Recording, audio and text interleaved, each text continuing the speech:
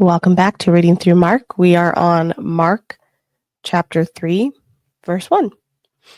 Lord, give us ears to hear. Again he entered the synagogue, and a man was there with a withered hand. And they watched Jesus to see whether he would heal him on the Sabbath, so that they might accuse him.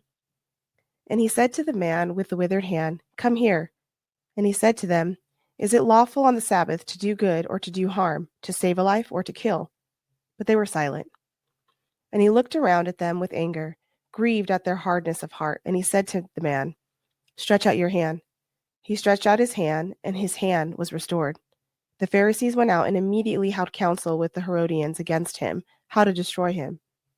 Jesus withdrew with his disciples to the sea, and a great crowd followed, from Galilee and Judea and Jerusalem and Idumea, and from beyond the Jordan, and from around Tyre and Sidon. When the great crowd heard all that he was doing, they came to him.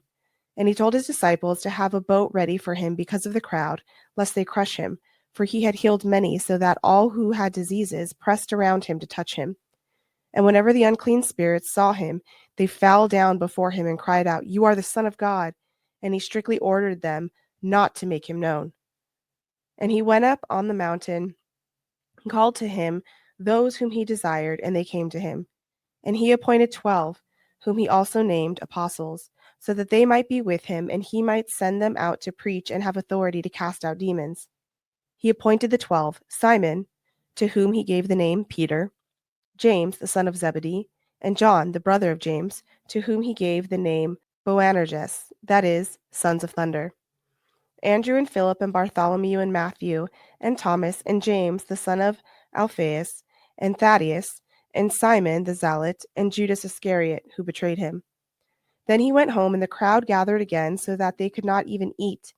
And when his family heard it, they went out to seize him, for they were saying, "He is out of his mind." And the scribes who came down from Jerusalem were saying, "He is possessed by Beelzebub, and by the prince of demons he casts out the demons." And he called them to him and said to them in parables, "How can Satan cast out Satan? If a kingdom is divided against itself, that kingdom cannot stand. And if a house is divided against itself, that house will not be able to stand. And if Satan has risen up against himself and is divided, he cannot stand, but is coming to an end. But no one can enter a strong man's house and plunder his goods unless he first binds the strong man. Then indeed he may plunder his house." See you guys tomorrow for more of God's Word.